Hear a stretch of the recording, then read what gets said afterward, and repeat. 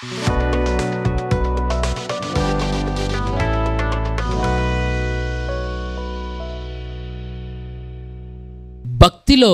చివరి స్టేజ్ ఏదైనా ఉన్నదంటే, విశ్వాసంలో చివరి స్థాయి ఏదైనా ఉన్నదంటే, మనం కొంతమంది వ్యక్తులను చూసినప్పుడు అంటాం కదా, వారు చాలా ఆత్మీయులండి, వాళ్ళు చాలా ఆత్మీయంగా ఉంటారండి అని అంటాం చూసారా.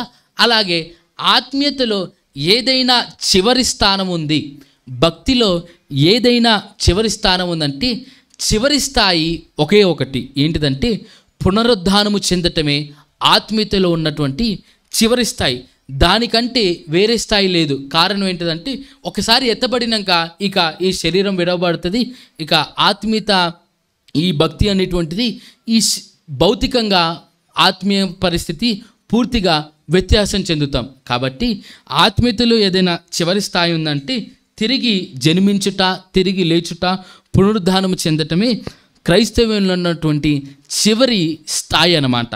అయితే ఈరోజు క్రీస్తు ప్రభు వారు లేపబడి ఉన్నాడని మనమందరం నమ్మి విశ్వసిస్తున్నాము. కానీ అదే విశ్వాసము మనకు కూడా ఉంది.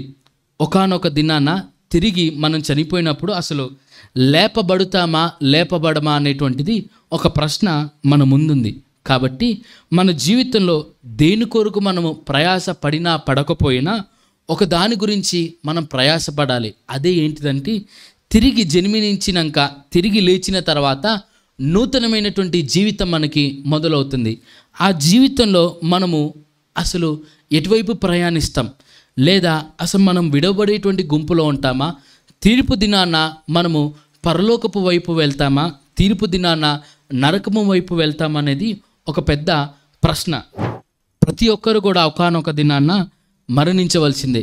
అది అవునన్నా కాదన్నా జీవ మరణములు యెహోవా వశమై ఉన్నవి. హల్లెలూయా. మనము మరణాన్ని ఎంత తప్పించుకోవాలని ప్రయత్నము చేసినా మరణాన్ని మాత్రం తప్పించుకోలేం. అలాగే ఒకసారి ఏం చేశాడంటే, ఒక రాజు దగ్గర ఒక మంత్రి ఉన్నాడంట. ఆ మంత్రి చాలా రోజుల నుండి రాజు దగ్గర ఉంటున్నటువంటి క్రమంలో సడన్గా ఈ మంత్రి గారు ఒక పర్యటన కొరకు ఆ రాజ్యంలో ఉన్నటువంటి ఒక మార్కెట్కి వెళ్ళాడు. ఆ మార్కెట్కి వెళ్ళినప్పుడు ఆయనకి ఇదొక చిన్న కథ, మీరు అర్థం చేసుకోండి. ఆ మంత్రి వెళ్ళినటువంటి మంత్రికి ఒక మరణపు దూత కనబడిందంట. మరణపు దూత కనబడినప్పుడు ఆయన మార్కెట్ నుండి కూరగాయల మార్కెట్కి వెళ్తే, కూరగాయల మార్కెట్ నుంచి మళ్ళీ ఒక వేరే మార్కెట్కి వెళ్ళాడు. ఆ మార్కెట్కి కూడా మళ్ళీ ఆ మరణపు దూత వచ్చిందంట. మళ్ళా ఆ మార్కెట్ వదిలేసి ఇక్కడైతే వీలవ్వట్లేదని కనపడకుండా ఉండడానికి వేరే చోటుకి వెళ్ళిపోయాడు. వేరే చోటుకి వెళ్ళిపోతే ఆ చోటుకి కూడా ఆ మరణపు దూత వచ్చిందంట. అలా రాజ్యంలో ఒక స్థలం వదిలి ఒక స్థలం అలా రాజ్యంలో ఉన్న అన్ని ప్రదేశాల్లో ఆ మరణపు దూత నుండి తప్పించుకుందామని ఇక్కడికి పారిపోతున్నాడు, అక్కడికి పారిపోతున్నాడు. ఎక్కడికి వెళ్ళినా ఆ మరణపు దూత ఫాలో అవ్వకుండా వస్తుంది. ఈయనకు అది కనబడుతుంది, ఆయనకి ఈయన కనబడుతున్నాడు. ఇలా కాదని చెప్పేసి త్వరగా రాజు దగ్గరికి పరిగెత్తుకుంటూ వెళ్ళిపోయి, అయ్యా రాజుగారు, ఈరోజు ఉదయం నుండి మరణపు దూత నన్ను వెంటాడుతుంది, నిన్ను ఎటు వెళ్తే అటు వస్తుంది, నన్ను ఫాలో అవుతుంది, దయచేసి ఒక బండి కట్టించండి. ఓ బండి కట్టిస్తే మన దూరంలో మరో దేశం ఉంది చూసారా, ఇంచుమించు 500 కిలోమీటర్ల దూరంలో. ఉదాహరణకి మీకు బాగా అర్థం అవటానికి చెప్తాను. విజయవాడ అనుకుందాం. ఇక్కడ నుండి విజయవాడకి పారిపోతే అది ఈడ నుండి విజయవాడకి రావడానికి చాలా ఊర్లు ఉంటాయి. కాబట్టి ఏ ఊర్లో అని నన్ను ఎతుకుతుంది. ఈ రాజ్యం అంటే చిన్నగా ఉంది కాబట్టి ఈ మార్కెట్కి వెళ్తే అక్కడికి వస్తుంది, ఆ మార్కెట్కి వెళ్తే ఇక్కడికి వస్తుంది. అదే ఇక్కడ నుండి విజయవాడకి వెళ్తే మధ్యలో నల్గొండ, సూర్యాపేట, నార్గేట్పల్లి, నక్రికల్ ఎన్నో ఊర్లు ఉంటాయి, ఎక్కడ నెతికిద్ది. అందుకని ఓ బండి తయారు చేయించని నేను ఆ విజయవాడకు పారిపోతానంటే సరే అని ఆయన కూడా ఓ బండి చేయించి పంపించాడంట. ఈయన కూడా వేగంగా, ఎంత వీలైతే అంత వేగంగా వెనకాల వైపు చూడకుండా ఆయన బండి వేసుకొని వెళ్ళిపోతూ ఉన్నాడు. వెనకాలకి చూస్తే మరణపు దూత ఆయనని ఫాలో అవ్వటం లేదు. ఈ బండి చాలా వేగంగా వెళ్తుంది, దాని వెంబడి ఈ మరణపు దూత ఫాలో అవ్వలేకపోతుంది. బాగుంది, దీని నుండి తప్పించుకున్నానని ఆయన వెళ్ళిపోతూ ఉన్నాడు. ఇప్పుడు రాజుకి డౌట్ వచ్చింది. రాజుకి డౌట్ వచ్చింది. ఏం డౌట్ అంటే, అసలు ఇప్పుడు మరణపు దూత ఎందుకు ఈయనని ఫాలో చేస్తుంది అని ఒకసారి చూద్దామని ఆయన వెళ్ళి వెతికినప్పుడు ఆ మరణపు దూత కనబడిందంట. కనబడినప్పుడు ఆ మరణపు దూతని ఒక ప్రశ్న అడిగాడు. అమ్మా లేదా అయ్యా, ఎందుకు మా మంత్రిని ఉదయం నుండి ఫాలో అవుతున్నావు? మార్కెట్కి వెళ్తే మార్కెట్కి వెళ్తున్నావు, ఆ వీధిలోకి వెళ్తే ఈ వీధిలోకి వెళ్తున్నావు, ఎందుకు ఫాలో అవుతున్నావు అంటే, ఆ మరణపు దూత జవాబు ఇచ్చిందంట, ఈరోజు సాయంకాలమున మీ మంత్రితో నాకు విజయవాడలో అపాయింట్మెంట్ ఉంది.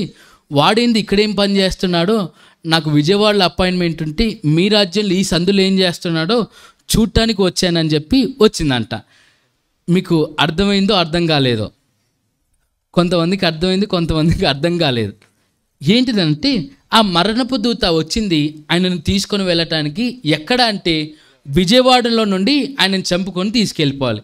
కానీ ఉదయాన్న ఆయన ఇక్కడ ఉన్నాడు. అందుకని ఉదయాన్నే ఇక్కడ ఏం చేస్తున్నావని ఆయనని ఎంక్వైరీ చేయడానికి వచ్చిందంట. మంత్రి ఈ రాజ్యం నుండి తప్పించుకుంటే బతికి బయటపడదామని విజయవాడకి వెళ్ళిపోయాడు. కానీ నిజానికి ఆయన మరణించేదే విజయవాడలో. ఇక్కడుంటేనే బ్రతికేటోడు అసలు. అలాగే మరణాన్ని తప్పించుకుందామని ఎవరెన్ని ప్రయత్నాలు చేసినా అది మన వలన కాదు. మైకేల్ జాక్సన్ అనబడినటువంటి వ్యక్తి కూడా 150 సంవత్సరాలు బ్రతుకుదామని చాలామంది డాక్టర్లను ఆయన దగ్గర పెట్టుకొని తినే ప్రతి ఆహారము, త్రాగే ప్రతి మంచినీళ్ళని ముందే టెస్ట్ చేసి, నిజంగా వాళ్ళు ముందే టెస్ట్ చేసి ఇది ఆరోగ్యానికి మంచిదా కాదా అని ముందే ఆయనని ధృవీకరించి, ఇది త్రాగొచ్చు అన్నాకే ఆయన త్రాగేవాడు, ఇది తినొచ్చు అన్నాకే తినేవాడు. అలాగని చెప్పి ఇంకా బాగా తెలివి మురిపోయి ఆయన ఏం చేశాడనంటే, ఆయనకి ఏదైనా అనారోగ్యం వచ్చినప్పుడు హార్ట్ ట్రాన్స్ప్లాంట్ చేయాలి, కిడ్నీ ట్రాన్స్ప్లాంట్ చేయాలి, ఏదైనా సడన్గా ఎమర్జెన్సీ వచ్చినప్పుడు అని ముందే ఈయన అవయవాలకి సంబంధించినటువంటి విధంగా ఏ అవయవాలు అయితే సరిపడతాయో అటువంటి డొనార్స్ని కూడా ఎతికి పెట్టుకున్నాడు. అంటే ఈయనకి కిడ్నీ అవసరమైందనుకో, ముందే కిడ్నీ ఇచ్చే వాళ్ళని ఎత్తి పెట్టుకున్నాడు. అవసరం వస్తే అని ముందే వాళ్ళకి డబ్బులు ఇస్తూ పోషిస్తూ, నాకు అవసరమైనప్పుడు మీ అవయవాలు ఇవ్వాలి నాయన అని అటువంటి కొంతమందిని కూడా ముందే ఆయన పెట్టుకున్నాడు. ఏంటిది ఆయన ఉద్దేశం అంటే, చనిపోవద్దు, 150 సంవత్సరాలైన కనీసం తక్కువలో తక్కువ బ్రతకాలని, బ్రతకటానికి కొరకు ఎన్నో కోట్ల లక్షల రూపాయలైన ఖర్చు చేశాడు.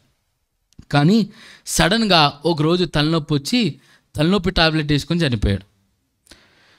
ఇన్ని విధాలుగా మరణాన్ని తప్పించుకుందామని ప్రయత్నం చేసినటువంటి వ్యక్తి చనిపోయాడు.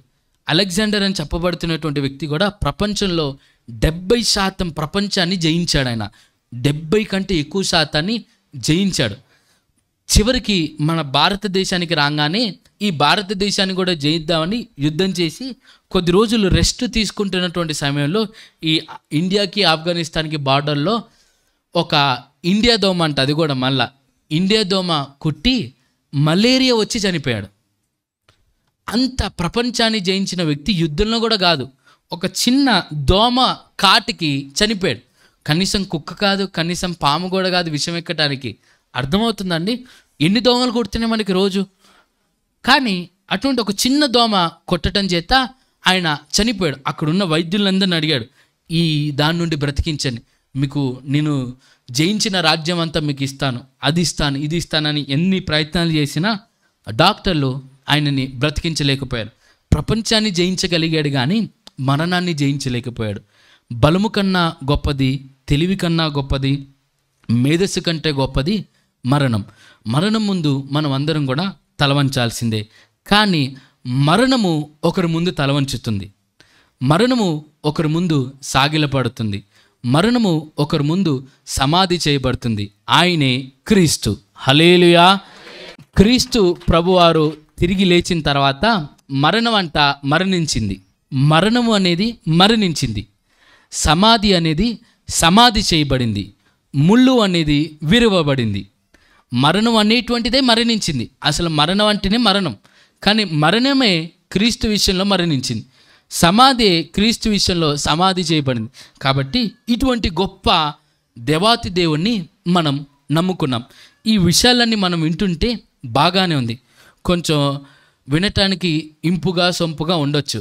కానీ అసలైనటువంటి విషయం ఏంటిదంటే ఈ విషయాలన్నీ విన్నటువంటి మనము ఒకానొక దినాన్న తిరిగి జన్మిస్తామా లేదా, తిరిగి ఆయన పునరుద్ధానుడైనటువంటి ప్రకారంగా నమ్మిన మనమందరము తిరిగి జన్మిస్తామా లేదా. మనం విన్నాక చదువుకున్న కొరింథీయులకు రాసిన పత్రిక 15వ అధ్యాయం 4వ వచనంలో క్రీస్తు లేపబడి ఉండకపోతే మన విశ్వాసము వ్యర్థమే అని చెప్పాడు. దానిని మీకు బాగా అర్థం అవటానికి చెప్తా. క్రీస్తు ప్రభు వారు తిరిగి జన్మించకపోతే మనము నమ్మే విశ్వాసం వ్యర్థమే. అలాగే ఒకవేళ మనమే తిరిగి జన్మించలేదనుకో, మనమే తిరిగి లేపబడలేదనుకో, ఇన్ని సంవత్సరాలు మనం చేసిన భక్తి వ్యర్థమే, ఇన్ని సంవత్సరాలు మనము చూపిన విశ్వాసం వ్యర్థమే, ఇన్ని సంవత్సరాలు మనము చేసిన ప్రార్థన వ్యర్థమే, ఇన్ని సంవత్సరాలు మనము చూపిన భక్తి వ్యర్థమే, ఇన్ని సంవత్సరాలు మనము చూపినటువంటి నమ్మకము, విశ్వాసము, భక్తి ఇవన్నీ కూడా వ్యర్థమే. ఒకానొక దినాన్న మనం ఆయనలాగా తిరిగి జన్మించకపోతే, తిరిగి మనం ఆయనలాగా లేపబడకపోతే, మనం ఇన్ని రోజులు ఉండి విశ్వాసము, ఇన్ని రోజులు భక్తిగా ఉండి, ఇన్ని రోజులు ఇవన్నీ చేసి అవన్నీ కూడా వ్యర్థమే. హల్లెలూయా. కాబట్టి మనము ఏ దాని మీదైనా ఈ భూమి మీద కేంద్రీకరించాలంటే అది మరణించిన తర్వాత మనం ఏమైపోతున్నాం అనే దాని మీదే మనము కేంద్రీకరించాలి. మనం ఈ భూమి మీద మహా అంటే 60, 80, 100 సంవత్సరాలు బ్రతుకుతాం. దేవుని కృప ఉంటే 120 సంవత్సరాలు బ్రతికే వాళ్ళు కూడా ఉన్నారు. సరే, 120 సంవత్సరాలు బ్రతికినా తిరిగి లేపబడినటువంటి తర్వాత యొక్క జీవితానికి ఈ జీవితానికి పొంతన లేదు.